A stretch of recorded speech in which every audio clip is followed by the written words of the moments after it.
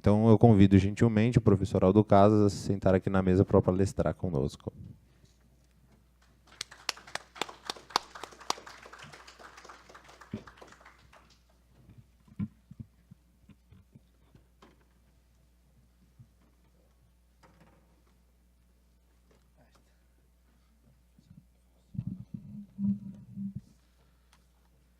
Dito isso, eu vou apresentar o professor. O Aldo Casas é atualmente diretor da revista Herramienta, é antropólogo, autor de diversas obras. A sua última publicação é Karl Marx, Nuestro Compañero, uma invitação a conhecer sua vida e seus combates, publicado pela Herramienta Editoras.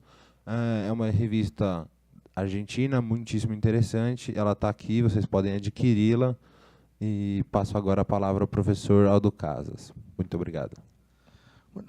Bom dia, muito obrigado aos organizadores do evento pela invitação e a vocês por compartilhar umas reflexões.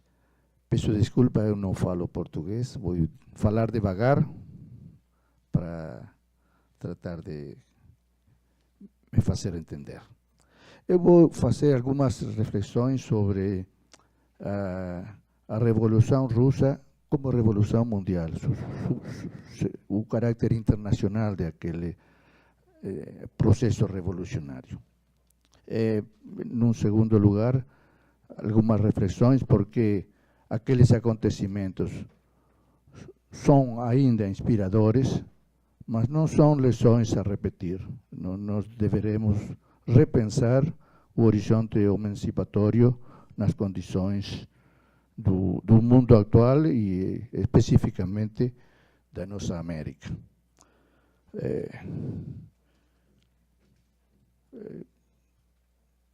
Como eu disse, a revolução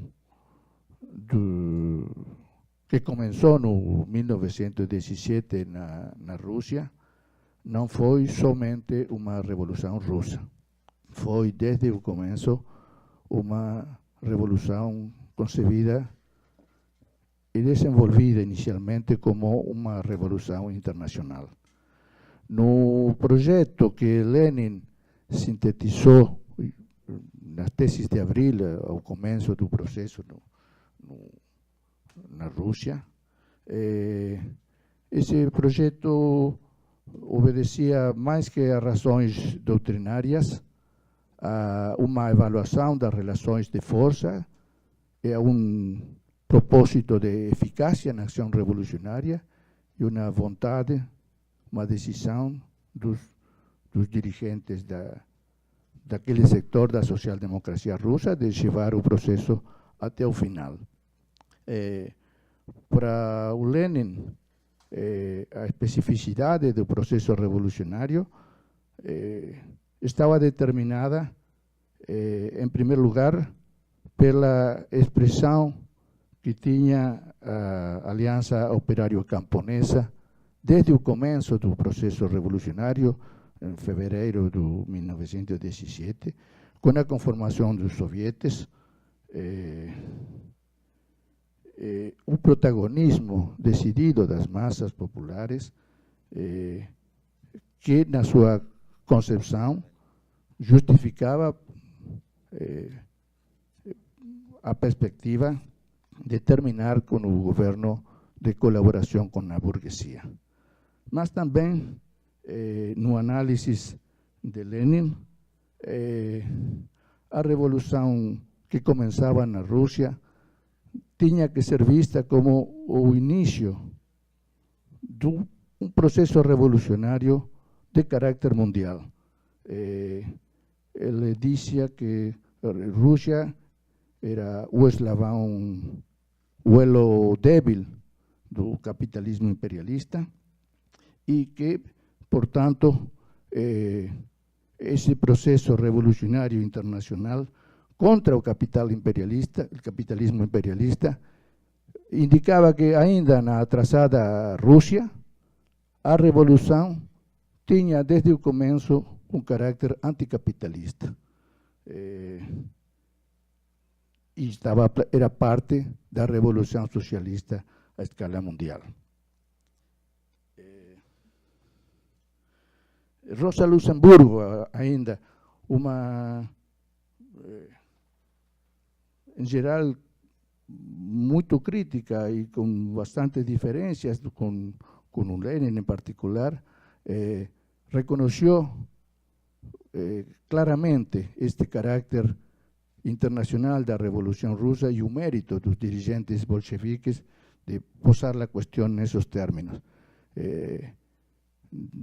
Na cárcel, no ano 1918, Rosa Luxemburgo destacou que o mérito imenso dos dirigentes bolcheviques era colocar na prática a realização do socialismo, da revolução socialista. Precisou que os russos, o mérito era colocar o problema, mas que seguramente não podia resolver-se só na Rússia essa tarefa.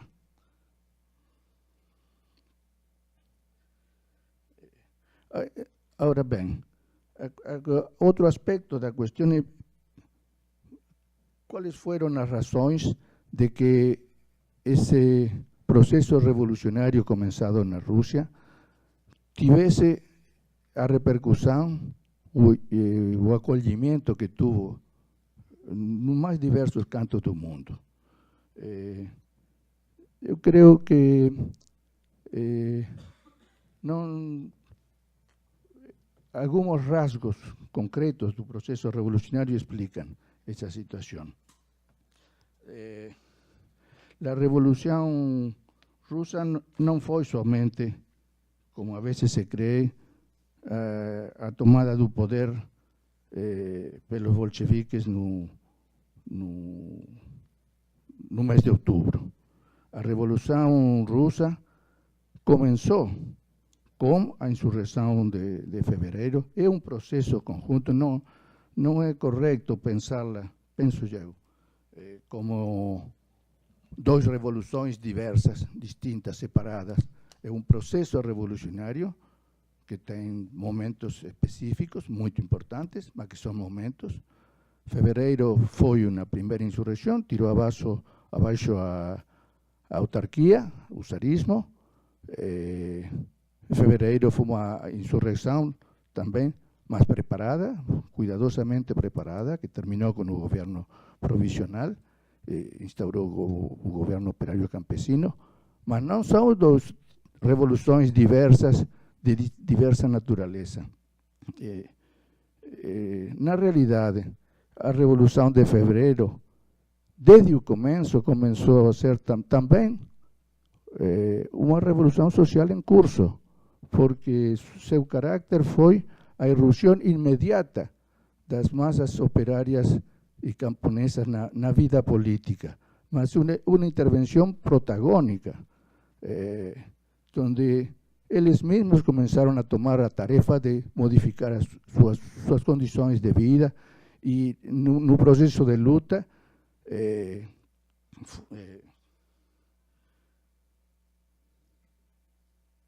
forjar a vontade de mudar o mundo e mudar a sua vida, sem atar-se aos cânones doutrinários enfrentados dos diversos socialismos na Rússia. Muitos autores creem exaltar a importância da Revolução Russa, dizendo que foi a primeira revolução operária vitoriosa. É certo, mas mais importante ainda que isso é que foi muito mais que uma revolução operária. Foi uma revolução caracterizada por uma irrupção das massas populares, dos sectores plebeios em geral, de uma magnitude superior ainda a que foi da Revolução Francesa.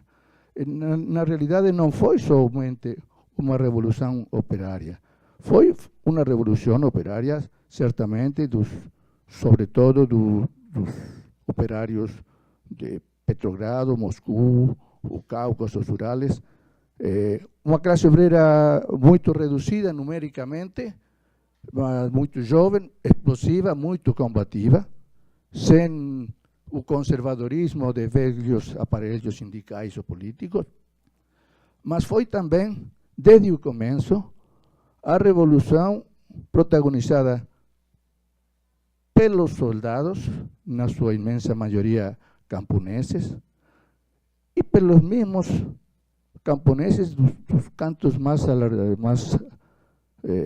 lejanos do Império Zarista. Uma participação imediata de setores mais diversos da população. A Revolução, no 1917, começa com as manifestações das mulheres que possivelmente nunca tivessem lido a Iskra. Iskra era o jornal da social-democracia russa, que dizia, da Iskra encenderá a pradeira. Não? E as mulheres, efetivamente, encenderam a pradeira da Revolução. E foi ainda, então foi uma revolução operária, foi uma revolução camponesa, muito, muito radical, desde o começo.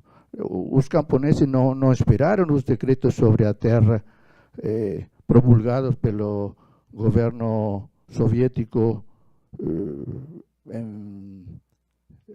ao fim de 1917. Começaram a tomar as terras da nobreza no mesmo curso do ano 1917. E foi ainda a revolução das nacionalidades e dos povos oprimidos do Império Zarista. O Império era uma cárcel de povos, era a expressão que se utilizava, e também desde o começo a revolução foi uma revolução pela autonomia dessas nações. Esse é o verdadeiro caráter e a verdadeira radicalidade da Revolução Soviética. E eu estimo que foi precisamente por esse caráter que tuvo um reconhecimento imenso nos mais diversos lugares do mundo. Não somente na Europa, onde havia elementos comunes com as tradições anteriores, o recordo da comuna, as experiências do movimento operário nos países capitalistas mais avançados, mas a Revolução Russa teve uma repercussão imediata. Por exemplo, na Argentina foi descomunal a repercussão, no Uruguai também, que creio que ainda que também foi assim em Brasil, tuvo repercussão em Ásia, enfim, em realidade, porque talvez a importância da Revolução Russa, a visibilidade que ganhou, deixa em um segundo lugar que, na realidade, esse processo foi um eslabão de um processo revolucionário que havia começado ainda antes, invisibilizado um pouco pelas concepções europeístas, mas previamente a Revolução Russa foi a Revolução Mexicana, uma revolução colossal dos camponeses. Em 1911 tinha começado a Revolução Chinesa, um curso prolongado. Nesse contexto, que era a expressão de um começo de crise do capitalismo à escala mundial, a Revolução Russa, com estas características de ser uma revolução plebeja, profundamente plebeja, com uma participação imensa das massas populares, dos setores mais submergidos da população, foi reconhecida pelas massas oprimidas do mundo como uma ação que os convocava a eles mesmos.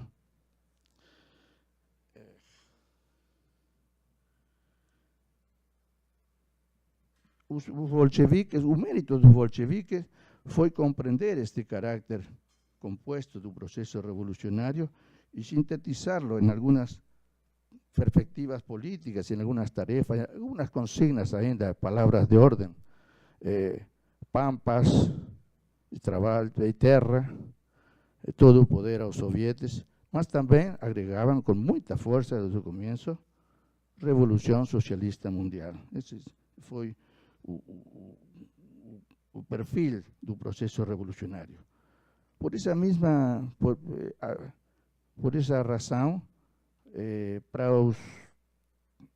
para os dirigentes bolcheviques, fazer a revolução na Rússia era também fazer uma nova internacional, desde o começo. Mas eu considero interessante sublinhar um aspecto. Essa nova internacional que eles consideravam necessário tinha na sua concepção uma característica original. Era uma organização pensada para intervenir nesse processo revolucionário que estava a começar no mundo inteiro. E convocavam para essa organização a todas as organizações operárias e populares revolucionárias do mundo, e com independência dos aspectos mais doutrinários. É significativo que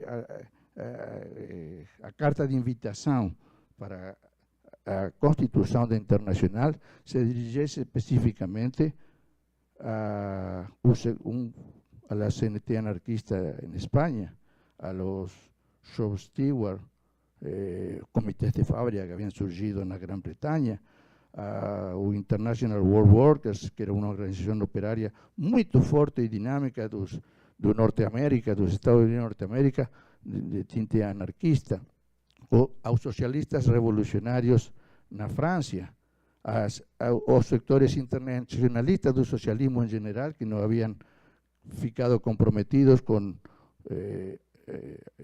a guerra interimperialista. É importante sublinhar este aspecto de que foi convocada como uma organização cujo propósito era reunir ao conjunto das organizações revolucionárias. É importante sublinhar porque não foi o que depois pudo concretar-se. De facto, o primeiro congresso da Terceira Internacional só pudo realizar-se no ano 1919, foi muito reduzida, porque o bloqueio imperialista impediu a chegada da maioria dos delegados. O verdadeiro primeiro congresso foi o segundo congresso da Terceira Internacional, um ano e pico depois, 1920, e já nesse momento a Internacional não perdeu esse caráter de convocatória de todas as organizações operárias revolucionárias e passou a conformar-se como uma internacional dos novos partidos comunistas que surgiam.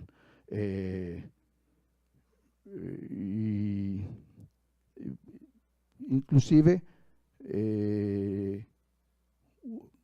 houve uma mudança na concepção com que os dirigentes bolcheviques convocavam a organização, o que se reflejou em que, em lugar de invitar com apertura a incorporação dos anarquistas, dos sindicalistas revolucionários, etc., fizeram 21 condições de admissão à Internacional Comunista que eram muito estreitas, muito sectárias, a meu juízo, e após agregaram normas de organização dos partidos comunistas em todo o mundo, que o mesmo Lenin reflexionou a posteriori, dizendo são demasiado russas essas normas de organização, nós as entendemos, mas no resto do mundo ninguém vai compreender o que nós fizemos e que invitamos a fazer. Bom, esta distância entre a magnitude, o objetivo inicial e as características que tuvo a realização concreta da Terceira Internacional é uma ilustração de um problema mais geral.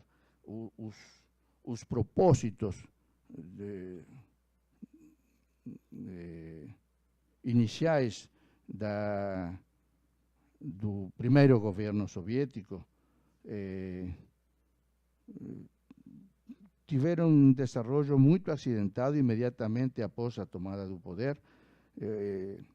A crise geral da Rússia era muito maior da que podiam suspeitar os mesmos dirigentes do processo revolucionário. Encontraram um país arrasado, sem instituições, o Partido Revolucionário convertido de um dia para o outro no partido do governo, se encontrou desbordado por tarefas que não sabia realizar. Imediatamente, quase, se reanudou a guerra. A Alemanha rompeu o armistício. Os bolcheviques tomaram o poder e cumpriram todas suas promessas. Primeiro decreto sobre a paz, chamar al fin de la guerra, chamar a que todos os pueblos de Europa se levantassem contra seus governos para assinar uma paz justa e democrática, sem anexões, e os russos suspenderam as hostilidades no frente. Mas a Alemanha, os governos da Entente não aceitaram nenhuma negociação. Nesse momento, Norteamérica havia entrado já na guerra e eles estavam seguros de ganarle aos alemães e ao Império Austro-Húngaro, assim que eles disseram, não, a guerra continua para nós. A Alemanha assinou o armistício por alguns meses, mas eles tinham muito temor da extensão da revolução na Alemanha mesma, coisa que efectivamente ocorreu, e já em fevereiro, a fim de fevereiro de 1918, iniciaram uma ofensiva militar muito forte, que desarticulou completamente o exército soviético. A União Soviética, a Rússia, foi obrigada a assinar um tratado de paz terrível, com pérdida de territórios, pérdida de gran parte da indústria, etc. etc. Bom, e imediatamente se começa um processo de guerra civil, mas que não foi só de guerra civil, foi de guerra civil e intervenção dos exércitos e de 14 países, um severo bloqueio a Rússia, etc. Nessa situação muito mais grave da prevista, os bolcheviques no poder, a meu critério, cometeram grosseiros erros. A concepção inicial de um poder soviético foi deixada de lado e passou a teorizar-se a necessidade de uma ditadura do proletariado, entendida como ditadura do partido, em nome do proletariado. Isso tive reflexo também no caráter da mesma Terceira Internacional, nas relações dos dirigentes soviéticos com os restos do movimento revolucionário no mundo. Houve uma possivelmente inevitável tentação a suplantar os objetivos e o perfil libertário dos primeiros convocatórias do poder soviético, que foram camponeses, tomem as terras vocês e façam o que considerem necessário. Operários, tomem conta das fábricas, tomem controle operário, etc. Esse processo, já nos fins de 1918, foi reemplazado por uma campanha insistente e sistemática. Necessitamos disciplina, necessitamos ordem, necessitamos organizar. Possivelmente havia um monte de situações objetivas que obrigavam a isso, mas o erro foi fazer da necessidade de virtude e pensar que o socialismo, o caminho ao socialismo era esse. E houve uma deriva estadocêntrica, uma deriva que restabeleceu o critério da direção unipersonal nas fábricas, etc. etc. Bom, não quero insistir demasiado nisso, mas só dizer que estas limitações do processo, que conduziram mais ou menos rapidamente a uma paradoxa. A guerra civil termina no ano 1920, 1921, com uma vitória militar completa, mas no terreno político e social começa uma crise que o mesmo Lenin definiu como a crise geral da revolução, não? Com acontecimentos trágicos como a repressão de Kronstadt, etc. Bom, incerteza do rumo a seguir, etc. Mas estes erros, eu não...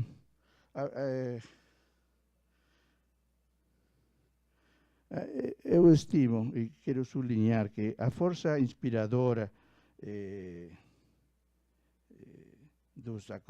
da Revolução Russa, que apenas pudo se entrever e não chegou a se desenvolver, estava presente na convocatória derrubada da ordem burguesa em todo o mundo, e nesse sentido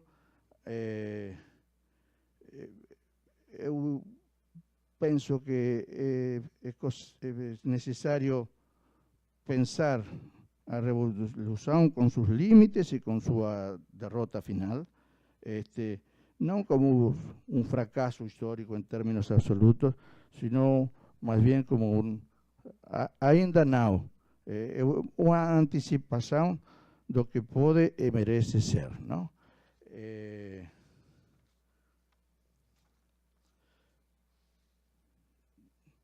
De fato, hoje é evidente que aquele Estado operário que supostamente marcharia para seu gradual desaparecimento avançou rapidamente num sentido contrário para convertir-se em um novo Leviatã.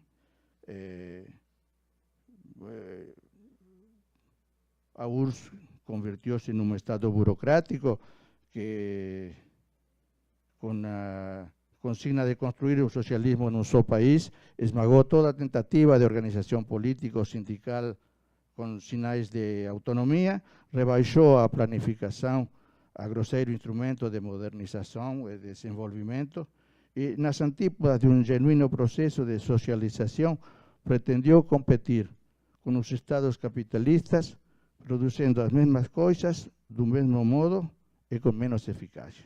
O resultante foi o fracasso final. A classe capitalista foi expropriada, o capital foi estatizado, mas se recriaram formas de exploração, fetichismo e alienação do trabalho imposta pelo punho de ferro de uma burocracia convertida em imprevista personificação do capital. A Rússia conseguiu se industrializar e se converter em potência atômica,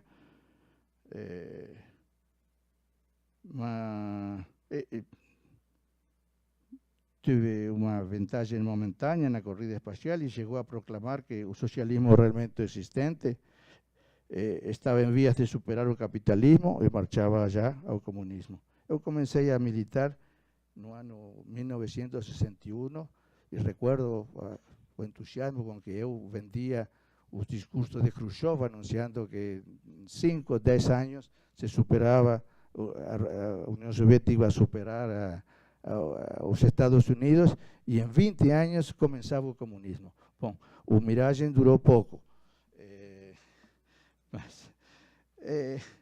mas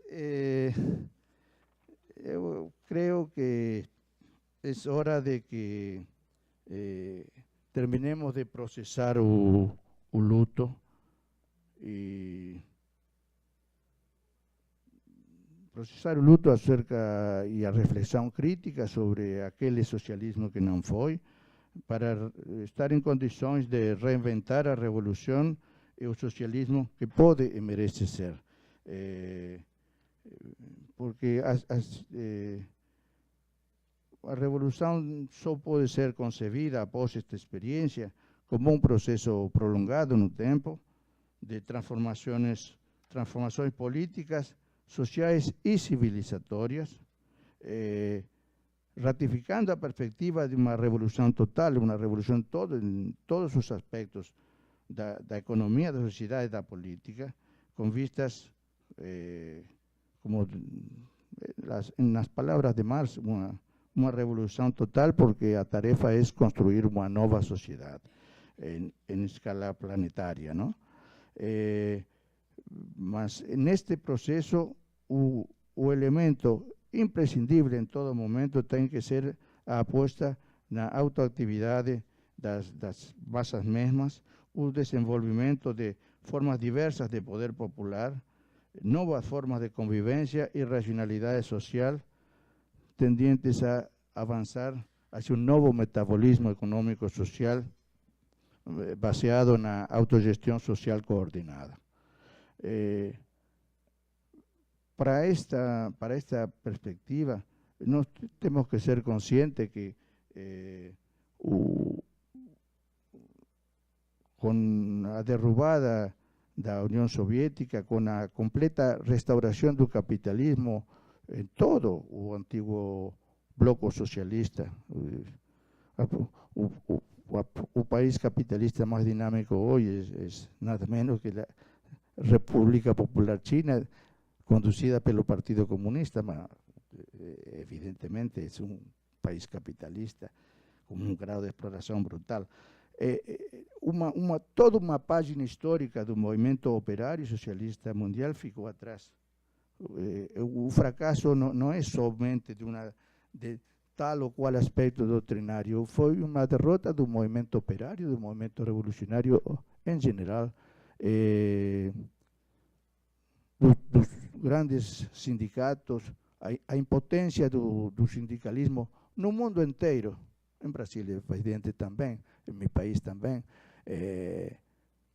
para enfrentar a ofensiva do neoliberalismo, os ataques cada vez mais agressivos do grande capital são uma evidência de que as velhas formas organizativas e políticas dos trabalhadores e dos setores populares no mundo são incapazes de responder a esta situação. Não é só um problema de dirigentes bons ou dirigentes maus, penso eu, não? É preciso, então. Perfeito. Bueno,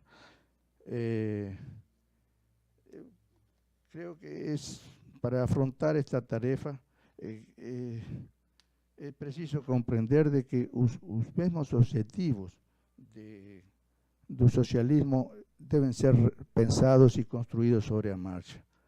Talvez a última reflexão do Lenin foi uma enfática reconhecimento. Lenin, pouco antes de morir, dijo: todas as nossas ideias sobre o socialismo devem ser repensadas. E se eu creio que sim, que tem que ser repensadas. Em particular na nossa América, é preciso encarar um novo capítulo para recuperar um horizonte emancipatório, superar a vulgata sociológica ou obreirista que considera que o operario com mameluco é, por si mesmo, o paradigma da revolução. É preciso partir de uma correta e completa compreensão das expressões que hoje assume o antagonismo social na nossa América. E a perspectiva emancipatória só pode ser resultado de uma construção ativa com a participação de todas as classes e grupos subalternos que enfrentam a multivariada opressão e exploração do capital imperialista e dos capitalistas nacionais em cada uma de nossas nações. Somente assim, com o enriquecimento, naturalmente, é imprescindível a participação do movimento operário, reconstruir um movimento operário, mas hoje é imprescindível valorar a importância decisiva de novos movimentos. O movimento das mulheres na Argentina é um fato político e sociológico decisivo. Es decir, no hay movilizaciones más importantes y más sistemáticas en los últimos años na Argentina, que o movimento das mulheres que vai construindo-se, vai construindo um perfil político emancipatório mais complexo, etc. Na Argentina, por exemplo, que nós tínhamos a ideia de ser um país europeu, dicho que os argentinos somos descendentes dos barcos. Na Argentina, onde a populações dos povos originários da América é pequena, apesar de essa pequenez, hoje a luta das comunidades indígenas é um fator decisivo da luta política contra o extrativismo, por exemplo, porque são populações que foram corridas às margens, mas essas margens hoje são importantes porque têm matéria-prima que necessitam as grandes indústrias mineiras no país. E há uma confrontação, possivelmente hoje a mais aguda, das grandes corporações que querem quitar às comunidades indígenas as terras que tinham sido concedidas nos últimos anos, não? O caso mais emblemático dos mapuches, no sul da Argentina, em correspondência com uma situação similar no Chile. Também há um choque violento entre o Estado chileno e a grande burguesia nacional e internacional com os mapuches do sul. Bom, só desenvolvimento. Na Argentina também, pensando para falar de o que mais ou menos conheço, o movimento operário deu lutas significativas, greves generais, manifestações muito expressivas, mas a característica é uma incapacidade de sostener essa mobilização, porque as construções seguem controlando o ritmo do movimento, fazem uma demonstração de força, retrocedem e esperam, negociam de novo com o governo, etc. Em cambio, o movimento ambientalista, por exemplo, a luta contra as minerias, contra a indústria, contra o intento de desenvolvimento de novas centrais atômicas em diversos lugares do país, é uma luta constante, pequena ainda, e que começa a ter algumas vitórias significativas, logrando o fechamento de alguns grandes investimentos mineiros, o descarte de alguma construção de alguma central nuclear, etc. O objetivo tem que ser o desenvolvimento de uma subjetividade revolucionária enraizada e universalista, mas que não renuncia a construir essa perspectiva universal, reconhecendo e valorando as particularidades de cada um destes sectores em luta. A construção de uma vontade coletiva disposta a ir para além do capital, do produtivismo, do modelo civilizatório que nos han imposto, e conduz a humanidade ao ecosuicídio, à barbárie, à guerra, tem que ser concebida como uma construção de força social e construção de subjetividade política e de um horizonte emancipatório que não pode ser concebido mais em termos de quantidades de empresas nacionalizadas, índices de produtividade, etc. É uma batalha pela construção de novos valores, novas formas de relacionamento entre as pessoas. Só sobre essa base é possível repensar, recuperar um horizonte revolucionário tendente à emancipação humana. Nesse sentido, poderemos refletir sobre a experiência dos bolcheviques na Rússia no 1917 como algo que não foi plenamente desarrollado, mas que pode e merece ser, se somos capazes de fazê-lo. Esse é o desafio. Obrigado.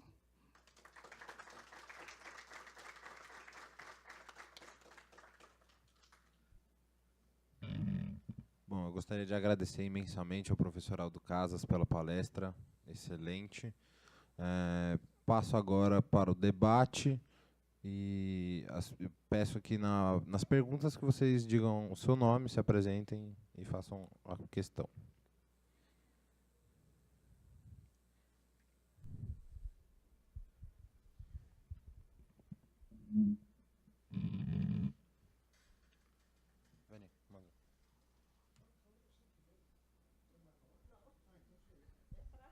Bom dia. Obrigado. Bom dia. Eu sou Antônio Carlos Maziel, sou professor aqui da PUC. Professor, deixa eu não sei se está ligado. Não sei se Está ligado. Agora foi. Tá ligado. Estão me ouvindo? Então, sou professor aqui da PUC. Não, eu queria fazer duas questões para o professor. Primeiro é o seguinte, quando a gente faz o balanço da Revolução Russa, ou melhor, assim, quando a gente faz o balanço da Comuna de Paris, a gente fala o seguinte, a Comuna de Paris foi maravilhosa, foi a primeira grande experiência, tomada do poder, não é? Foi um momento importante na luta pela emancipação humana, ainda que tenha durado 3 meses. Quando a gente fala da União Soviética, assim, aquilo foi um horror, foi uma experiência derrotada, né? Já em 18 já não tinha mais nada.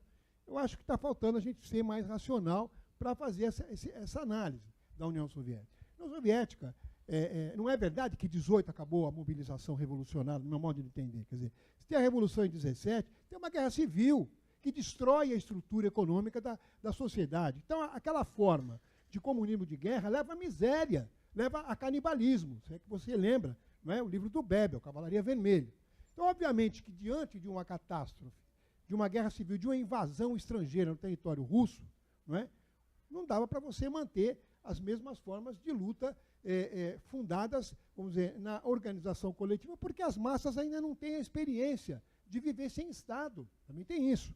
Não é? Quer dizer, obviamente o Lenin, quando morre pensando nisso, escreve 2 textos, um chamado Imposto sobre Espécie, outro chamado ANEP, que são 2 textos importantes, quando ele faz o balanço, a autocrítica do processo, e dizendo, olha, nós vamos ter que repensar essa processualidade, até porque o Lenin também sabia que na Rússia era uma revolução de compasso de espera, se apostava na Revolução da Alemanha, que foi derrotada em 19. Então essa é a primeira questão. A segunda questão é a seguinte, olha, eu esperava que todo mundo sabia que a Rússia tinha problema. É verdade que a ideia do socialismo num só país era muito difícil, mas também não dava para os revolucionários falar o seguinte, tomamos o poder, a revolução não rolou na Europa, vamos entregar de volta o poder para a burguesia. Também não dava para fazer isso, né? Nem porque não dava para devolver para o czar, porque eles tinham sido tudo fuzilados. Agora, de qualquer problema, encerrando a minha fala,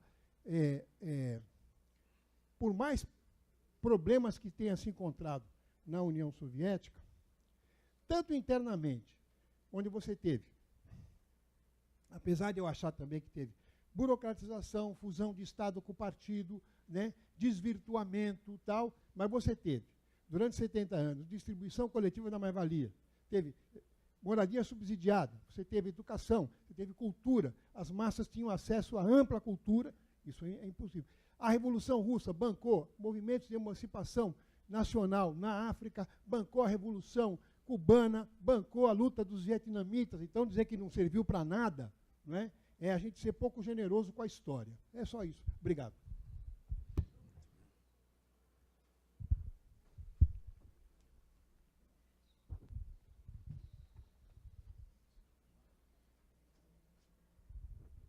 Bem, eu sou professora Regina Gadelha e diretora também na ProPuc, assim como Mazeu. Esqueci de falar, sou diretor.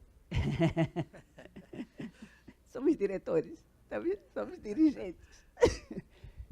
E eu queria somente complementar algo que o Mazeu colocou, porque eu acho importante, não é? Que nessa Rússia destruída pela guerra civil, não é? Houve um movimento que se alastra mundialmente. Aqui no Brasil, em 22, vai ser um dos últimos partidos comunistas a se formarem em 1922, ao contrário da Argentina. Quer dizer, graças ao movimento internacional, o comunismo pôde ressurgir aqui no Brasil depois de 1930, depois da Revolução de 30, né? E marcou essa história do país o racha, eu quero lembrar vocês que ocorre depois da queda do Stalin, não é? Onde os partidários de Stalin fundaram o Partido Comunista do Brasil, não é? Perseverando o Partido Comunista Brasileiro até os dias atuais. Mas eu quero lembrar também, né, que não podemos esquecer, ao lado dessas conquistas todas, que hoje nós estamos diante, e aí eu queria ouvir sua opinião, de um novo proletariado.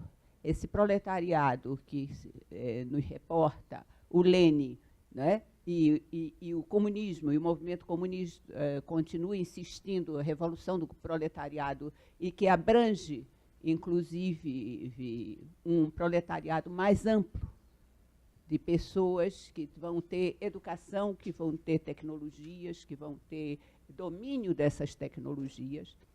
Hoje, vindo para cá, a Universidade de São Carlos está revolucionando também a nível dos carros e caminhões e tratores sem motoristas, não é? Hoje que se revela uma crise do movimento de trabalhadores intensamente, onde essas tecnologias estão jogando o homem do mercado de trabalho, né? Eu acho que o que ocorreu na União Soviética, e como o Mazil lembrou aqui, não é? Apenas em 92, e depois eles tiveram que recuar. Depois do desastre do liberalismo de Yeltsin, eles tiveram que recuar. O próprio Putin teve que recuar, não é? Dentro da União da Rússia, não é? Eu queria ver um pouco a sua opinião sobre esse novo proletariado, que não é o proletário chão de fábrica, quando a gente pensa o proletário que deixa de ser o chão de fábrica. E me parece que, não é, esse proletariado, que não é chão de fábrica, precisa ser novamente refletido em nossa América, devido a todas essas consequências do imperialismo, mais forte do que nunca, não é? Nós estamos agora, em todo o continente, sofrendo a derrota das forças sociais pelo imperialismo, né? Estamos novamente num movimento de retrocesso vitorioso contra as forças que tentam avançar dentro dessa sociedade. Então, eu queria ouvir um pouco a sua opinião sobre esses problemas que me parecem muito prementes. Ontem, por exemplo, eu ouvi, de manhã e à noite, palestras muito boas, não é? Mas que colocava a mulher anarquista, portanto, a mulher intelectualizada, de classe média intelectualizada, na frente de todas as mulheres, não é, que participaram do movimento do revolucionário na nossa América. Por exemplo, esquecendo Elisa Branco, que é a única mulher que recebeu o prêmio Lênin da Paz, né, em toda a América. Então, eu acho que algumas coisas não podem ser caladas.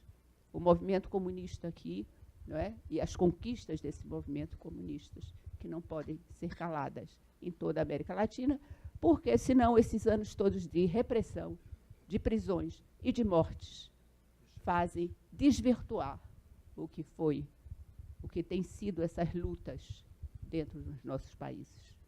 A Argentina sabe bem disso.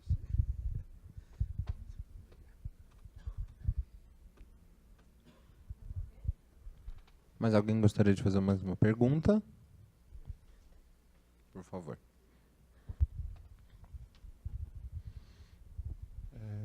Bom dia. Bom dia. Eu sou professor, mas não sou professor dessa casa, já fui.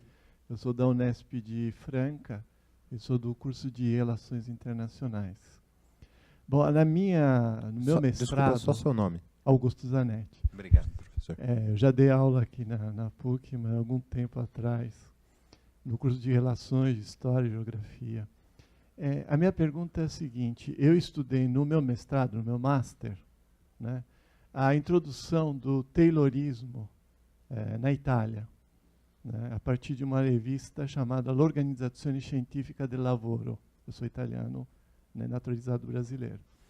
A minha pergunta é no sentido do Taylorismo. Quer dizer, tem os escritos do Lenin, né, que aparecem no Imperialismo, Estágio Superior do Capitalismo, que é uma má tradução, e aparece, me parece, agora não me lembro ao certo, no Estado e a Revolução, né? E tem os escritos do Gramsci, Americanismo e Fordismo. Quer dizer, o que foi pensado diante da crise, né, diante da situação de invasão, de guerra civil, da situação das ferrovias, de vários setores, lembrando que, como o senhor disse, só havia operários em Moscou e São Petersburgo, Petrogrado, etc.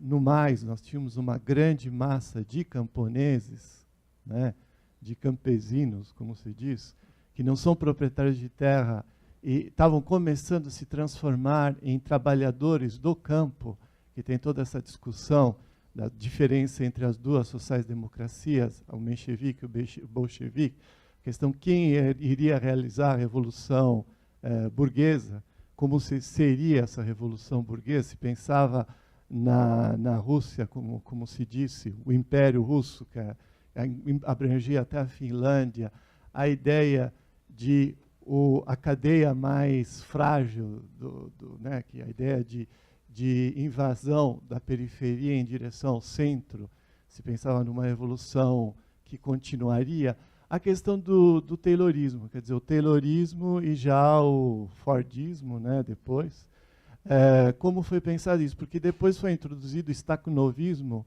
que não é nem Taylorismo, nem Fordismo. Quer dizer, a ideia das empresas, né, como elas foram, digamos assim, geridas, administradas, nesse processo se pensou nos valores, nas normas, nos princípios, digamos, na linguagem do capitalismo. Porque se pensou, bom, as empresas precisam voltar a serem organizadas. E qual é a forma de organização? Se pensou na forma de organização dentro do princípio da organização científica do trabalho.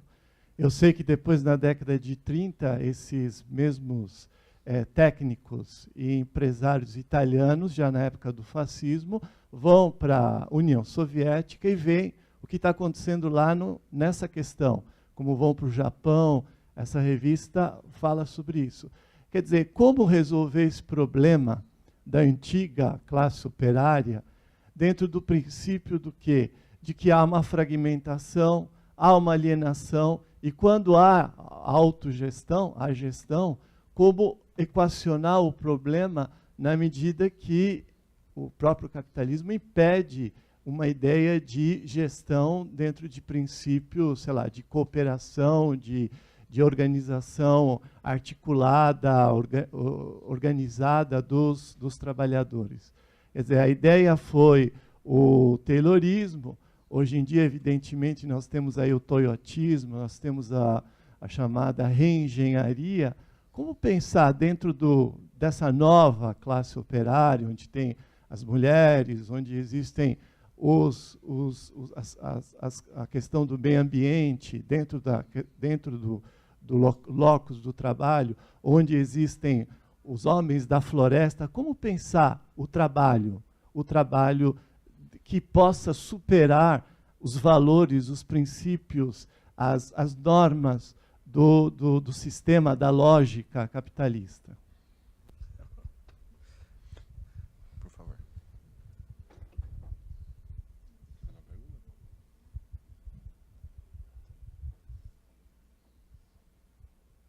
Pode fazer a pergunta já. Bom, eu queria ver se o senhor pudesse fazer um pouquinho de Só seu nome antes, por favor. Eduardo.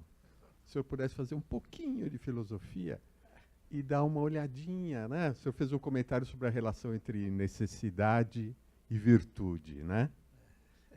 Esse é meu pedido, né?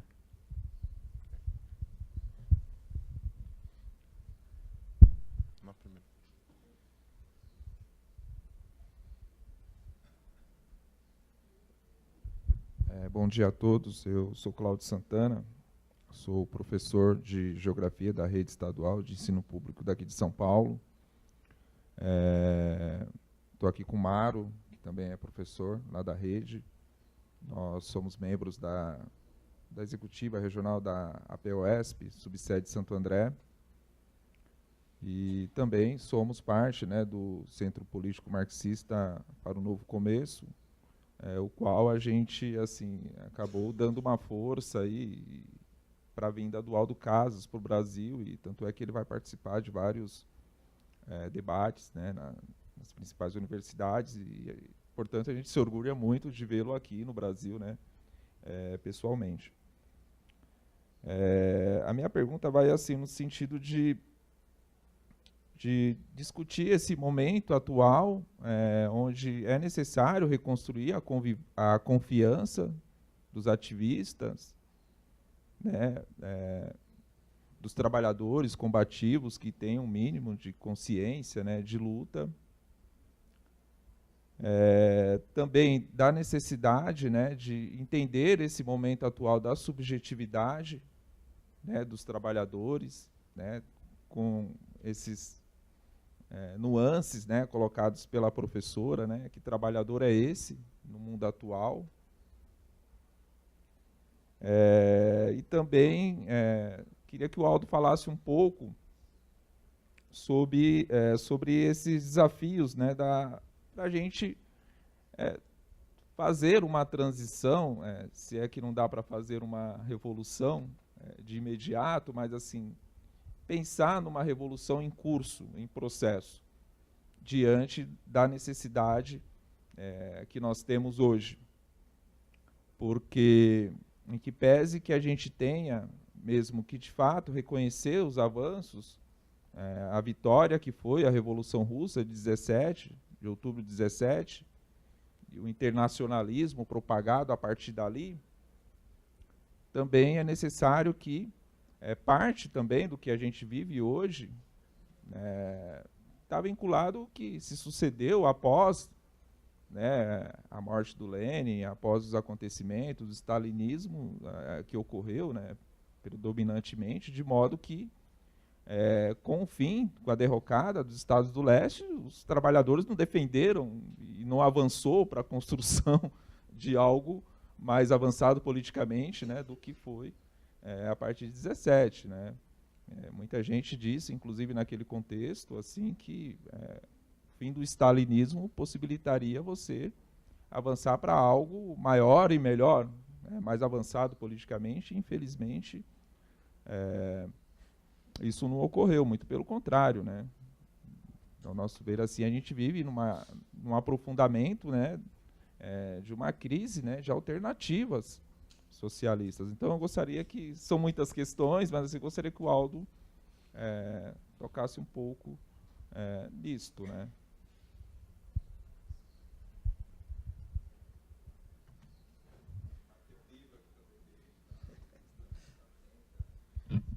Isso, o livro do Aldo Casas está ali à venda pela Herramienta. Olá, bom dia, obrigado, professor. Sou Rodolfo, da História.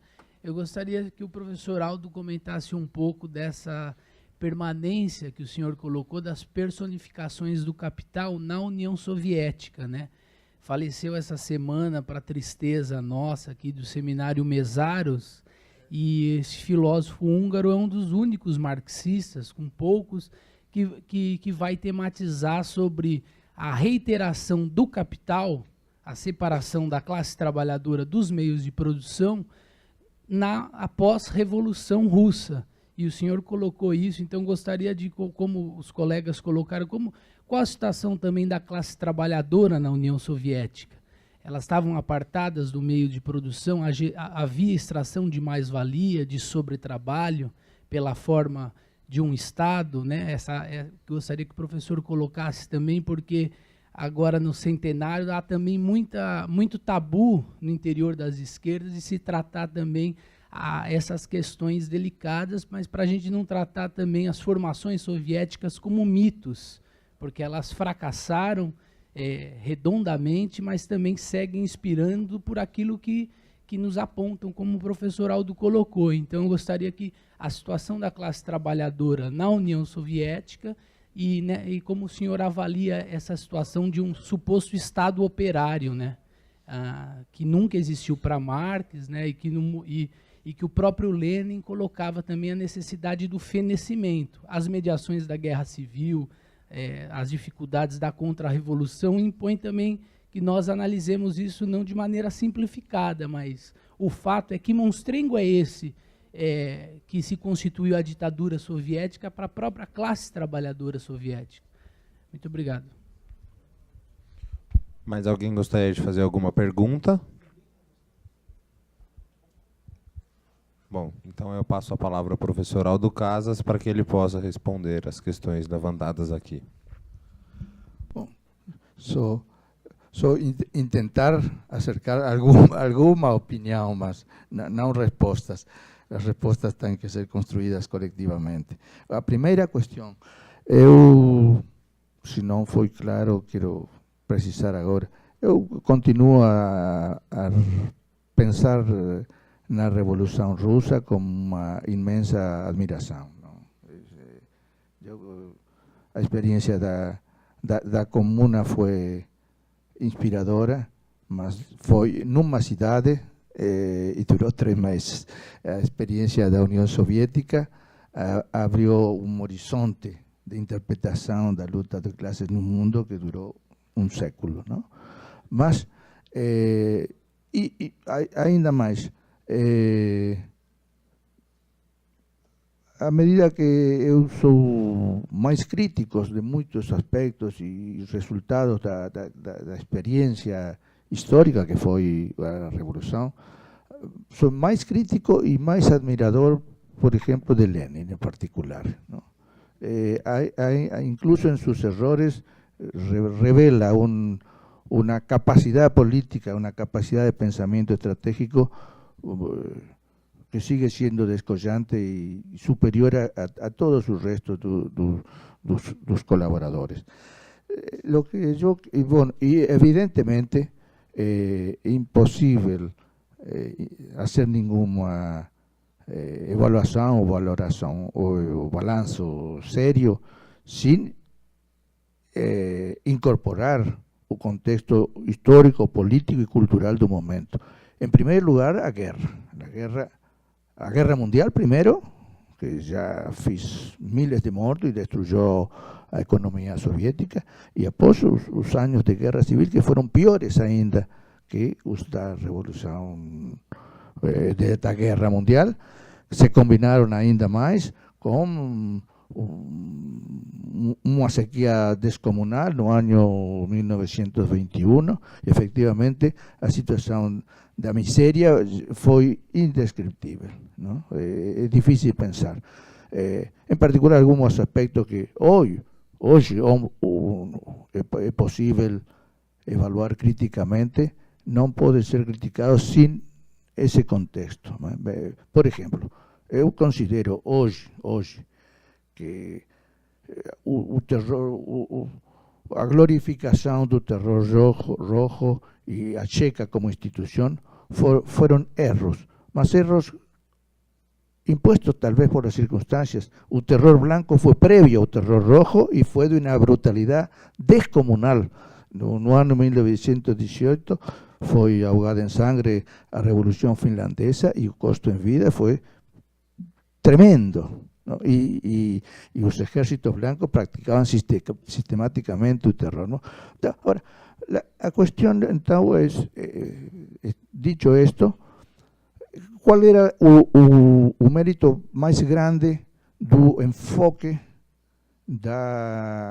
proposto por Lenin para a caracterização da Revolução Russa como revolução socialista?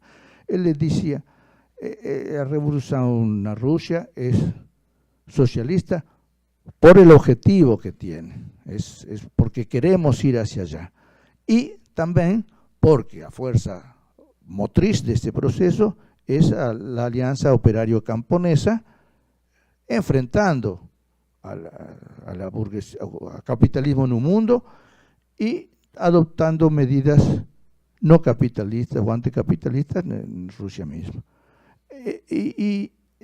Apostando a que el desenvolvimiento del socialismo a velocidade e a profundidade das medidas que podamos tomar nesse caminho vão depender também do que passe no resto do mundo. Lenin sistematicamente decía, si no se desarrolla a revolución no mundo, vamos a ser esmagados. Y con toda claridad, cuando fue visible que a revolución, os ritmos no iban a ser los esperados y que Rusia ficaba isolada por un periodo difícil de determinar, él dijo, bueno, nuestra tarefa es aguantar el poder soviético como una ayuda para esa revolución que él consideraba que seguía potencialmente en curso, y no solo potencialmente, porque había efectivamente procesos revolucionarios. Ya poco después comenzó el proceso en China, etcétera. Bueno, entonces, ahora bien, la cuestión donde yo hago una distinción entre este empeño de conservar lo conquistado de Lenin, que era un político realista, no en el mal sentido de la palabra, era un realista en el sentido estratégico, de decir, bueno, sabemos que nos tenemos que preparar para una lucha larga, y lo que conservamos, sabemos que es poquito, sabemos que es limitado, pero es lo máximo que conseguimos hasta ahora y tiene que servir para que cuando venga una nueva oleada de procesos revolucionarios tengamos este punto de apoyo. En ese sentido, el pensamiento de Lenin fue siempre no pragmático, sino algebraico. Trotsky alguna vez se lo dijo medio como crítica, tal vez, ¿no es cierto? Dijo, bueno, el pensamiento cuando discutían si iba a ir a gobierno obrero y campesino o no, o si era la dictadura del proletariado, Trotsky dice, bueno, ahora pensamos lo mismo. En 1905 no pensábamos tanto porque Lenin no sabía cuál iba a ser el grado de relación entre el campesinado y la clase obrera, entonces un pensamiento algebraico. El mérito de Lenin era ese pensamiento algebraico, no estaba sujeto a una doctrina previa. Es decir, ¿cuánto avanzaremos contra el capitalismo en Rusia? ¿Cuánto avanzaremos en algún sentido del socialismo? Va a depender de lo que pase en el mundo y va a depender también de lo que pase en la lucha de clases o en el desarrollo de la Alianza Obrero-Campesina en Rusia misma. Ahora bien, y entonces yo hago una distinción clara entre lo que para mí era claramente esta perspectiva estratégica que en Lenin estuvo presente hasta su muerte, de lo que fue la readecuación de lo que se tenía en función de un proyecto que a mi juicio es distinto, que es decir, bueno, el objetivo es construir el socialismo en Rusia y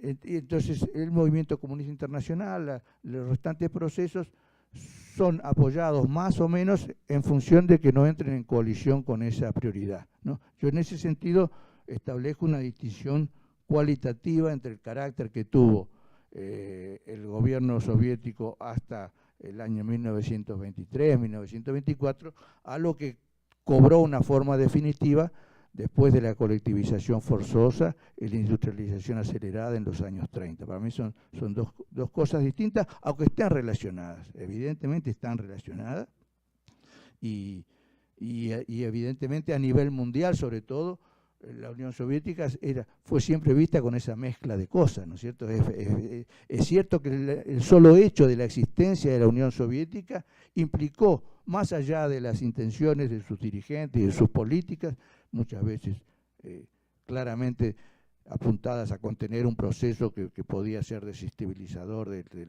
la geopolítica en los términos que lo concebían los dirigentes del Kremlin. La sola existencia de la Unión Soviética era un factor de contención del imperialismo a nivel mundial y fue efectivamente una retaguardia para los movimientos revolucionarios en algunos momentos, ¿no es cierto? Entonces, eso, pero a lo que yo quiero ir es, en Lenin era claro de que el objetivo era una transformación continua en vista al socialismo.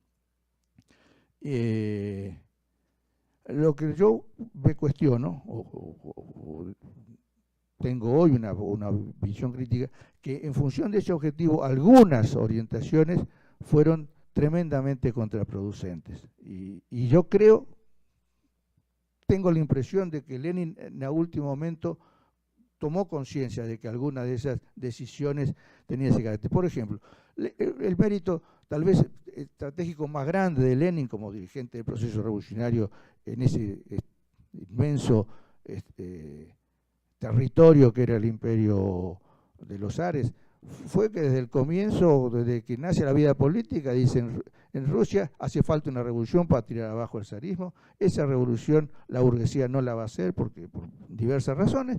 Entonces, si queremos ser revolucionarios, y nosotros somos revolucionarios, tenemos que apostar al desarrollo de un movimiento operario. Más somos un país campesino, ese proceso revolucionario solamente puede ser conducido adelante si los operarios y los camponeses establecen una alianza estratégica. Y en función de esa alianza se irá definiendo la profundidad de las medidas contra el capitalismo, etc. Ese es el aspecto para mí. Incluso, tal vez una de las primeras intervenciones políticas de Lenin, cuando se funda la socialdemocracia en Alemania, fue señalar de que había que darle una importancia tremenda al estudio y la relación con las sectas religiosas en el campo, los camponeses en la Rusia, porque él lo consideraba una fuerza democrática contra el zarismo, que tenía una alianza estrecha con la Iglesia ortodoxa. Entonces, él estuvo siempre preocupado por ese problema. Sin embargo, la política que se aplica una vez que están en el poder, el comunismo de guerra, bueno, adoptó la forma de las requisas violentas, etc. Es posible que, yo insisto, es posible que no hubiera otra medida. Ahora, lo que uno que tiene la posibilidad de hacerlo con la distancia no puede dejar de reconocer es que las consecuencias fueron tremendas y que algunas de las orientaciones con las que se aplicó la política hacia el campo estaban equivocadas, fueron tremendamente contraproducentes. Por ejemplo, se lanzó la consigna de llevar la lucha de clases a la aldea, organizar a los campesinos pobres para terminar con la dirección, digamos así, político-económica de los campesinos ricos. Esa orientación fue completamente equivocada, porque los campesinos ricos eran muy pequeños. Los estudios, ahora hay un estudio, los anglosajones han estudiado mucho eso, no más del 4 o el 5% de las producciones agrícolas estaban. Lenin no tomó en cuenta, yo no me explico por qué, salvo al final de su vida, y yo creo que por eso los últimos textos de él, algunos de los cuales señaló el profesor Maceo, lo dicen casi literalmente. Lenin caracterizaba al campesinado de conjunto como pequeña burguesía, pequeños productores, etc. Eso tenía una parte verdad y una parte que no era verdad, porque no tomaba en cuenta de que cuando los campesinos ocupan masivamente las tierras, que la revolución dice tómanlas en usufructo, porque la tierra es nacionalizada, y dice que le pongan en producción los campesinos, el grueso de la tierra que fue recuperada entró en su inmensa mayoría en un régimen muy especial que existía en Rusia, que era el régimen de la Ochina o el Mir, es decir, las tierras no eran propiedad privada de los campesinos y se reasignaban periódicamente por unidades familiares. La asamblea de los ancianos de cada una de las aldeas establecían las tierras disponibles y las asignaban a cada familia amplia, en función de la fuerza de trabajo disponible de cada una. Y cada 4 o 5 años, en función de que iba cambiando la realidad demográfica de la aldea, se redistribuían las tierras, que además no eran lotes generales, sino franjas, para que cada familia tuviese una franja, una parte de tierras de las mejores, una parte de las más o menos y de las malas, ¿no es cierto? Era un criterio igualitario de defensa del campesinado. No era muy productiva, pero para los campesinos era una institución que les había servido en su momento para enfrentar. Y tenía el valor tremendo de que hacía de que la tierra no fuese una mercancía. Es decir, la tierra no se podía vender y comprar, salvo que se rompiese con los usos y costumbres impuestos. Bueno, es decir, que no eran pequeños propietarios, los campesinos no eran campesinos dueños de su tierra, aunque no eran dueños de lo que producían, que no es lo mismo, porque eso sugiere claramente de que el objetivo de la producción campesina, de la mayoría del campesinado, no estaba animada por la esperanza de acumulación de capital. En ese sentido, los temores a que el campesinado fuese naturalmente una fuerza procapitalista estaban equivocados.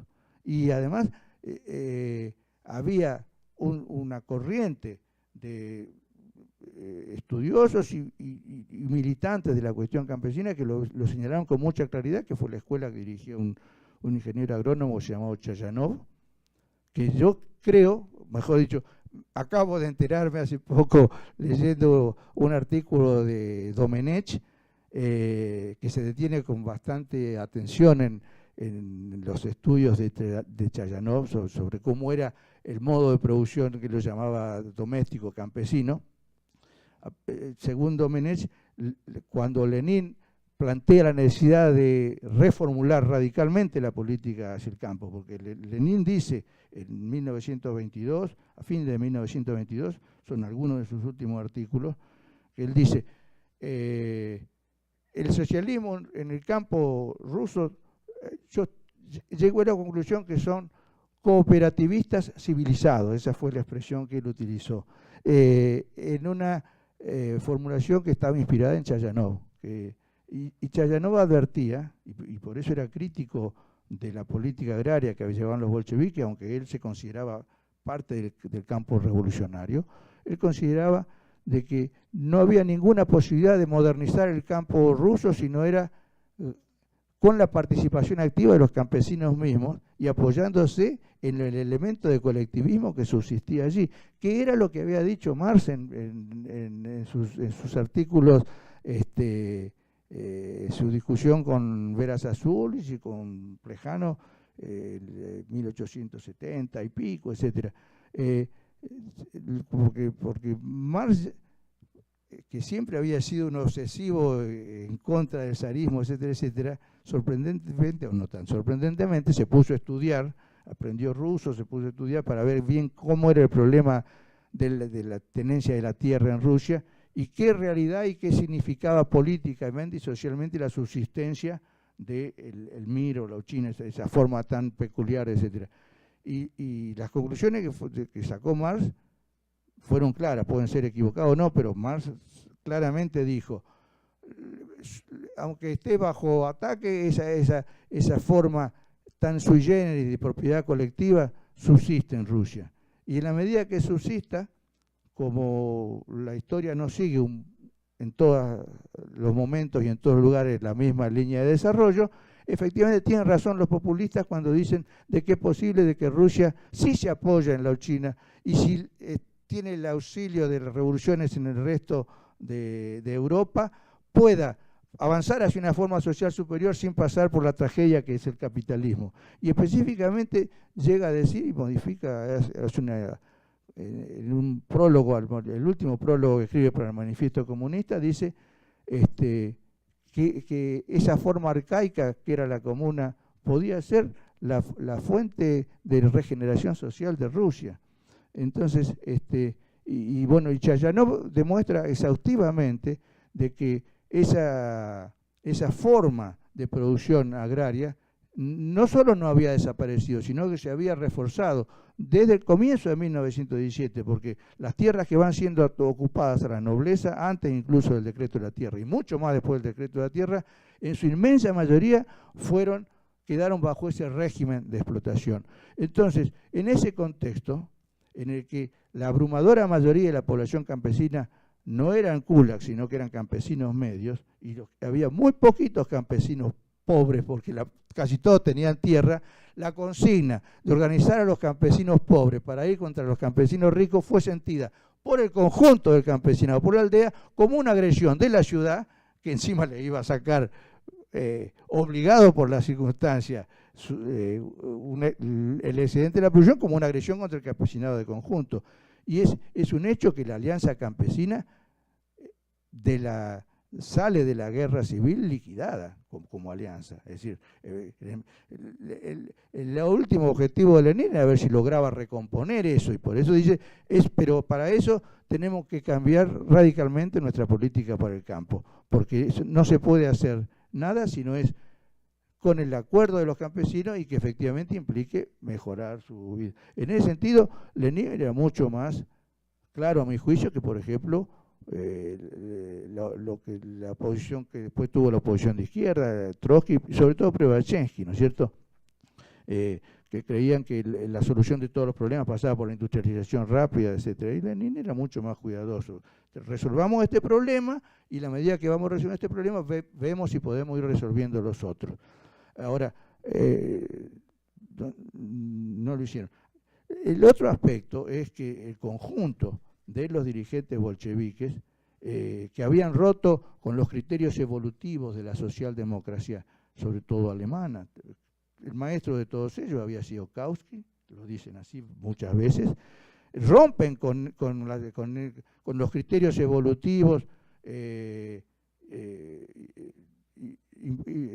predominaban en la Segunda Internacional, y dice, bueno, no es verdad que haya leyes de acero, como decía Kautsky, que imponen que la revolución va a ser primero en Alemania o en Francia o en Inglaterra, y después en algún momento, cuando se desarrolle el capitalismo, podrá llegar a la situación revolucionaria a Rusia, y ellos rompen con ese criterio. Ahora, la ruptura en algunos aspectos es mucho menos marcada. Y, por ejemplo, a mi juicio subsiste tanto en Lenin como en Trotsky la idea de que de alguna manera la socialización llega por el mero desarrollo de las fuerzas productivas, la gran industria, el incremento de la productividad, y que esa socialización alienada que produce el capitalismo en determinado momento, por la existencia del poder soviético, se transforma en socialización.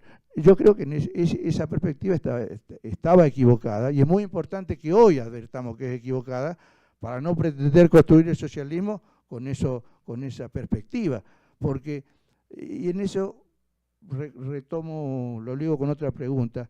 A mi juicio, el que ha reflexionado sobre estas cuestiones con mayor profundidad y dejando abiertas muchas pistas es justamente István Mészáros, que desgraciadamente falleció el 1 de octubre, que escribió ese magnífico libro que tradució Boitempo, que es Paralelo du Capital, ¿no es cierto? Mészáros, que era discípulo de Lukács y que conservó muy buena relación con él hasta el final, una de las diferencias que tenía con Lukács era la valoración de la tecnología y del lugar del incremento de la productividad en el proceso de transición, porque Lukács sostenía un criterio que yo creo que era el que también tenían tanto Lenin como Trotsky, etcétera, que la tecnología es casi un instrumento neutro, que sirvió para aumentar la productividad en el capitalismo, sirve para eso, y el poder de los obreros y campesinos puede utilizar todo ese bagaje, ese legado, para ponerlo en función de sus propios objetivos. Y la cosa, Mészáros subraya con mucha fuerza, discutiendo con Lukács, en 1 o 2 capítulos, de que la cosa es mucho más compleja, porque el desarrollo de la productividad capitalista es el desarrollo de la productividad de valor, de plusvalía, de valor de cambio, que no es exactamente lo mismo. Entonces la productividad no es neutra. Y el desarrollo de las técnicas productivas y las tecnologías productivas, por ejemplo el taylorismo, pero todas en realidad, tienen un aspecto que es efectivamente aumentar la productividad del trabajo en términos de que se produzca más, que el trabajo humano rinda más, digamos así, pero tienen otra cara, que es mantener la subordinación cada vez mayor del trabajador al capital. Es decir, y ese aspecto tiene que ser apreciado de una manera concreta históricamente para poder superarlo. En Lenin es sistemática la confianza en que se podía incorporar sin mayores problemas el taylorismo. Lenin usaba frases para que le entendiera todo y era uno de sus méritos. Dice, socialismo es taylorismo y soviets, así como otra vez dijo, socialismo es electrificación de toda Rusia y soviet, ¿no? Y no es tan así, es más compleja la cosa. No advertir eso puede llevar a sacar conclusiones equivocadas, incluso de cosas de las que uno puede aprender mucho. Por ejemplo, la existencia del campo, del llamado campo socialista, demostró, y eso es un hecho que demostró durante un tiempo, que efectivamente las sociedades podían vivir y producir sin necesidad de que existiese una burguesía. Eso es un hecho descomunal que da un valor tremendo. Ahora, y se logró que países atrasados efectivamente se industrializaran, ¿no es cierto? Rusia, pero después eso se reprodujo en diversos lugares, tal vez la presión más alta después fue China, ¿no es cierto? Ahora bien, si uno no aprecia correctamente eso, termina pensando que el socialismo es una manera de modernizar y de industrializar la sociedad. El socialismo es una cosa totalmente distinta, por lo menos para Marx, y yo creo que también para los bolcheviques inicialmente. El socialismo es el objetivo de terminar con la alienación del trabajo, de hacer que los productores directos vuelvan a ser dueños de su actividad productiva, de los medios de producción, de sus condiciones de vida y de trabajo, ¿no es cierto? Ese es el objetivo socialista.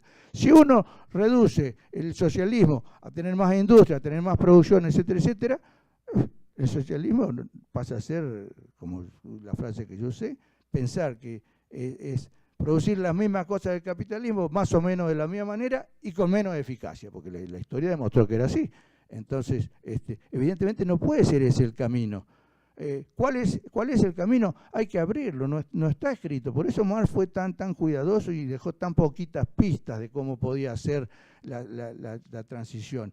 Y Mesaros, que es el que escribió ese inmenso libro, Más allá del capital, que justamente creo que su título más o menos sugiere que es la necesidad de una teoría de la transición. Es muy cuidadoso, dice. Tendremos que ir paso a paso cambiando las mediaciones que introdujo el capitalismo y probando con otras. Para mí, por ejemplo, una experiencia que demuestra lo difícil que es eso y lo posible que es hacerlo es la experiencia que está en curso en Venezuela. En Venezuela hay un proceso que a mi juicio es un proceso revolucionario, es una afirmación polémica, pero bueno, yo pienso que las revoluciones no empiezan después que se toma el poder. Por eso digo que es importante apreciar las revoluciones como un proceso. En Venezuela tiene muchos problemas ese proceso, ¿no? La existencia de la burocracia, las vacilaciones, la inexistencia de una perspectiva internacional clara, etcétera, etcétera. Pero en el terreno específico, por ejemplo, todo un sector de la izquierda critica la revolución venezolana diciendo no nacionalizaron todo.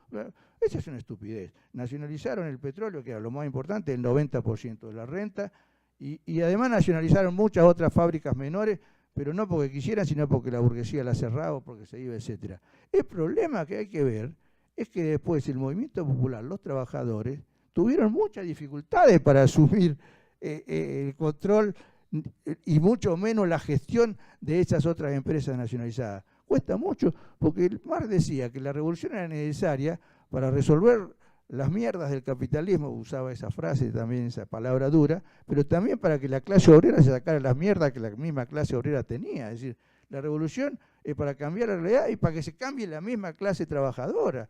Entonces, no es que la clase obrera es revolucionaria de por sí, puede ser revolucionaria, se hace revolucionaria en el curso de la lucha de clases, siempre y cuando la lucha de clases sea asumida en términos estratégicos, porque otra cosa que Marx decía a veces no se toma muy en cuenta, hay que pensar qué clase de lucha es la lucha de clases, ¿no es cierto?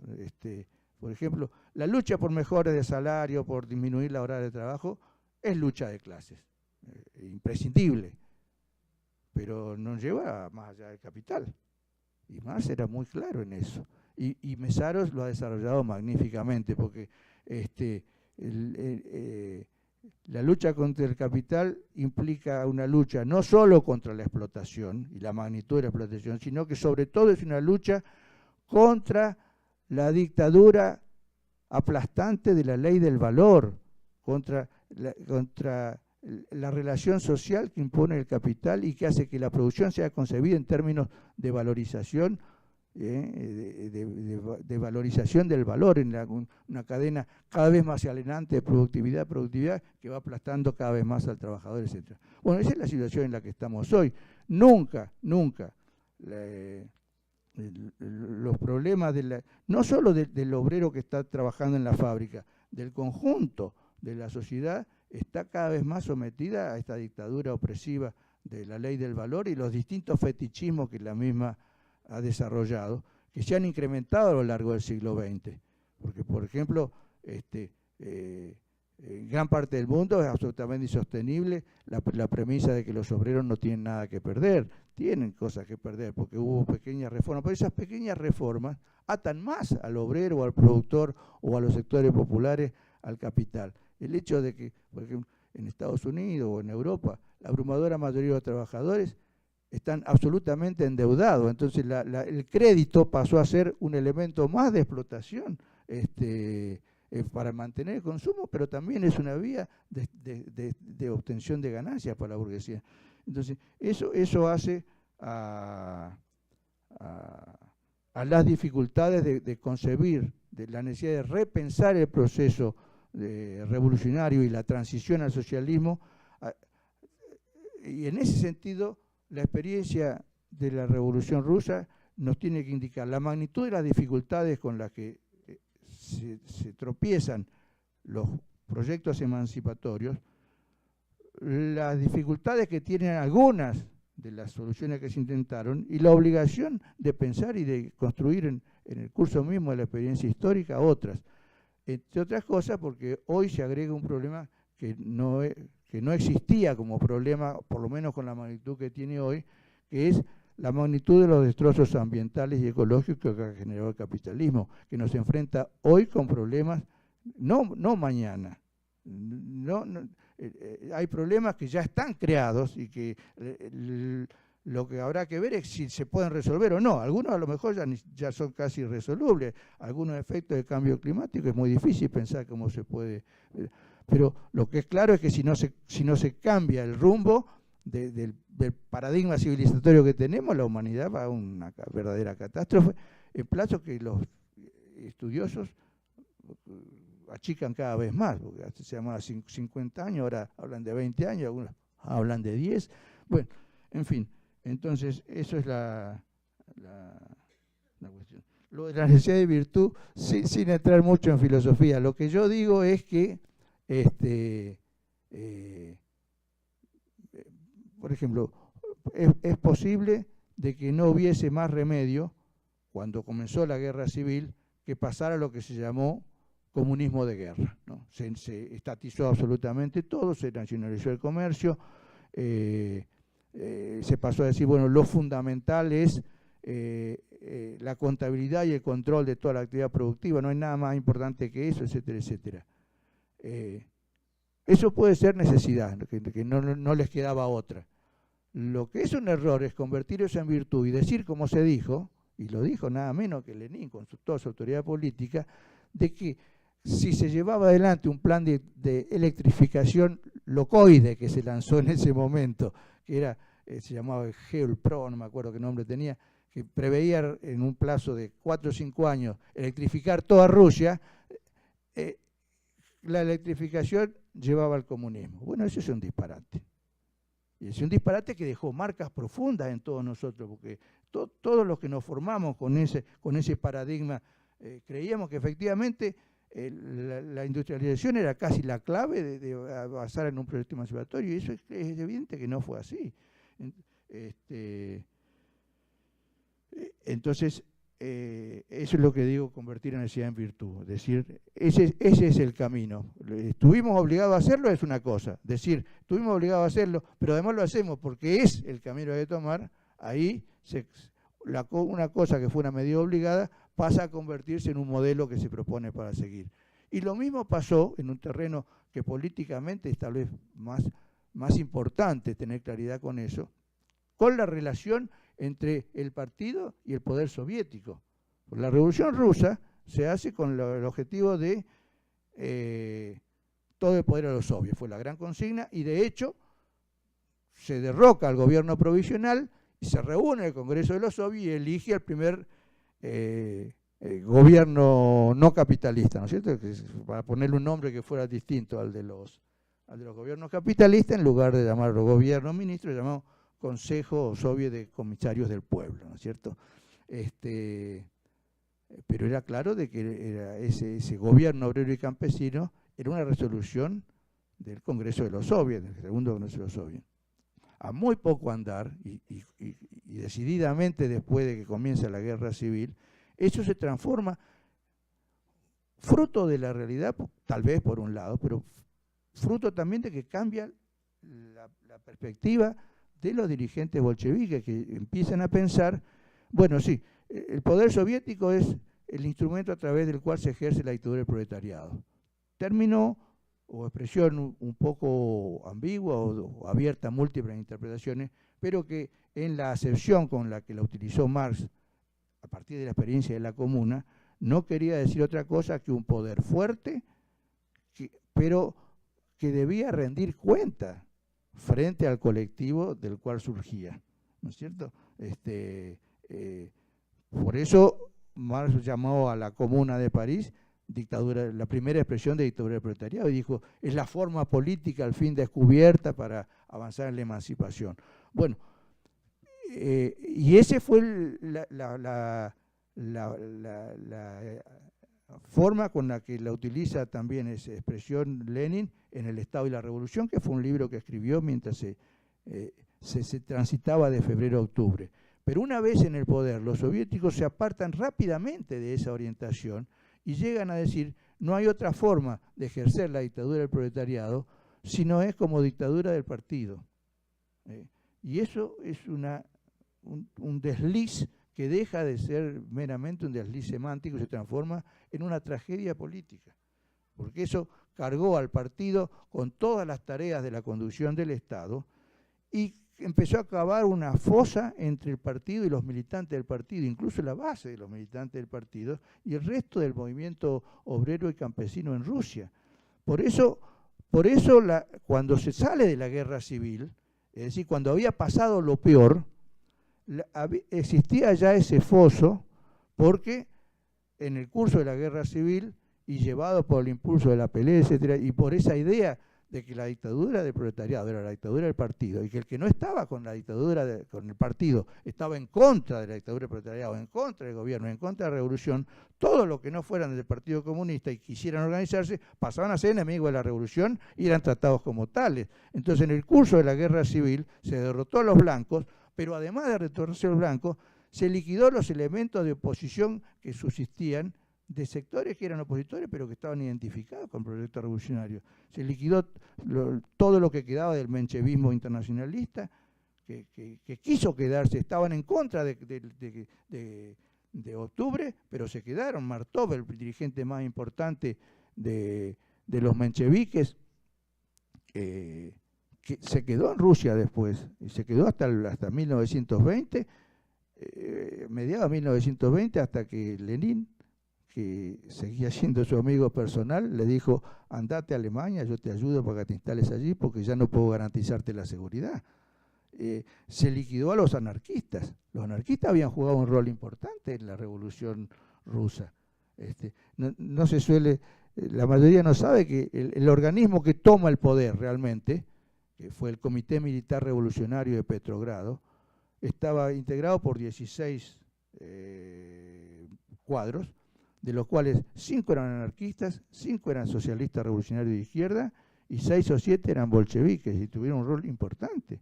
El piquete de guardas rojas que disuelve la Asamblea Constituyente en febrero de 1918 estaba dirigido por un marinero de Kronstadt anarquista.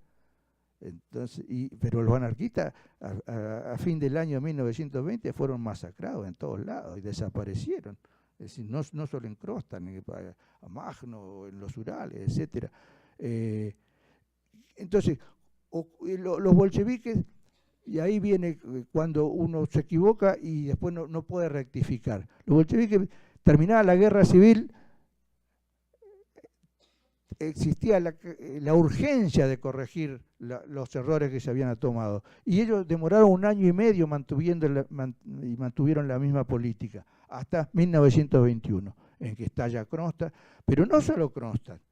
Y los bolcheviques en ese periodo dicen, bueno, constatan que el poder soviético y el gobierno del Partido Comunista habían quedado suspendidos en el aire, ¿no es cierto? Se dan cuenta que están aislados, se dan cuenta que empieza a haber una oposición creciente. Después Lenin lo dice con toda claridad, después que termina Kronstadt dice, no nos engañemos, resolvimos, entre comillas, el problema de Kronstadt.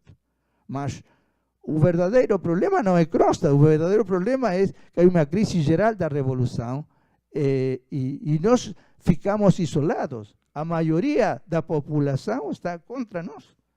Y efectivamente, y entonces él dice, ficamos isolados. Y dan explicaciones equivocadas. Dice, a clase operaria desapareció durante la guerra civil o se desclasó. Verdad a media y mentira completa. La clase obrera disminuyó de 3 millones a 1 millón y pico. Más existía, había 1 millón y pico de obreros. Un verdadero problema era que los operarios que continuaban a trabajar estaban en contra de los bolcheviques. Y cuando en el año 1921 comenzó a haber elecciones en los soviets, los bolcheviques perdían todas las elecciones y las ganaban los mencheviques y los socialistas revolucionarios. Y fue por eso se reprimió Kronstadt, que la consigna de Kronstadt era volver a los soviets más sin bolcheviques, sin comunistas, y bueno, eso demuestra de que esa idea de que la dictadura del proletariado o el poder soviético solo podía concebirse como gobierno del Partido Comunista estaba equivocado. Y ese es un error muy serio porque marcó a todo el movimiento revolucionario durante el siglo XX. Y no solo al movimiento revolucionario de raíz comunista. Todos los movimientos de liberación en el mundo tomaron ese modelo. El MPLA en Angola, el Frelismo en Mozambique, todos se construyeron con la idea de partido único. ¿De dónde nació esa idea? De la experiencia rusa. Y es evidente que nosotros no podemos retomar ese modelo, porque en primer lugar, porque la revolución solamente se hace si se construye una subjetividad colectiva que unifique en un proyecto emancipatorio al conjunto de los sectores oprimidos y sumergidos de la sociedad. Porque nosotros no queremos hacer por otra parte es una utopía reaccionaria, ¿no es cierto? Una sociedad de obreros. Nosotros queremos que desaparezca la opresión. El proyecto comunista es el proyecto de la emancipación humana y la universalidad de la clase obrera como clase revolucionaria se prueba en la práctica si es capaz de asociar ese proyecto a todos los sectores oprimidos y explotados de la sociedad. Hoy más que nunca, porque como marcaba bien la profesora, hay una mutación profunda en la clase que vive de su trabajo. La abrumadora mayoría, no es que haya desaparecido el trabajo o los trabajadores, eso es ridículo, hay más que nunca, pero las condiciones del trabajo sí han cambiado radicalmente. Hoy la abrumadora mayoría del trabajo en el mundo es trabajo precarizado, flexibilizado, más y más y más y más. Un colega brasileño, Ricardo Antunes, trabaja sistemáticamente sobre eso y él es muy claro en la caracterización que hace. Compartí con él un panel el fin de semana anterior en Rosario y Ricardo Antunes decía que la situación del mundo podría ser definida utilizando libremente una formulación utilizada por Florestan Fernández para Brasil en otras épocas. Él le dice, la situación mundial es de una contrarrevolución preventiva y generalizada. Preventiva porque no hay una amenaza inmediata revolucionaria hoy, pero sí hay una crisis del capitalismo como no tuvo nunca una profundidad de la crisis que comenzó en 2008, que no se cierra. Entonces hay una ofensiva brutal, de la cual desgraciadamente voces están dando algunos actuando como conejillos de India, ¿no es cierto? La reforma laboral de Brasil es de una brutalidad descomunal y sirve de modelo. En Argentina, toda la gran burguesía, el capital, dice, hagamos como Brasil, hagamos como Brasil, hagamos como Brasil. Los franceses están tratando de copiar lo que hicieron acá. Entonces, efectivamente hay una ofensiva brutal, pongámosle el nombre que sea, del gran capital. Frente a esa ofensiva, no hay posibilidad de resistir con éxito si no pensamos que la lucha tiene que ser planteada en términos estratégicos, y eso implica luchar contra todos los aspectos en los que se asienta la opresión del gran capital, que incluye el patriarcalismo, que incluye la represión intensificada de los pueblos originarios en América Latina, etcétera. Por eso, Mariátegui, que fue tal vez el primer marxista original de América Latina, que decía que el socialismo en América Latina no podrá ser calco o copia, sino creación heroica, decía él, más que nunca es a tarefa de hoy, ¿no? No puede ser calco y copia, porque vivimos en una situación nueva y porque los sujetos que van a ser, si es que se hace, protagonistas de la revolución, son sujetos que tienen historias, tienen tradiciones y que se incorporan con esas historias, con esas tradiciones y con esas identidades a la construcción de una voluntad colectiva revolucionaria. Bueno, no contesté todas las preguntas, pero hasta acá me da. Lo demás habrá que resolverlo juntos.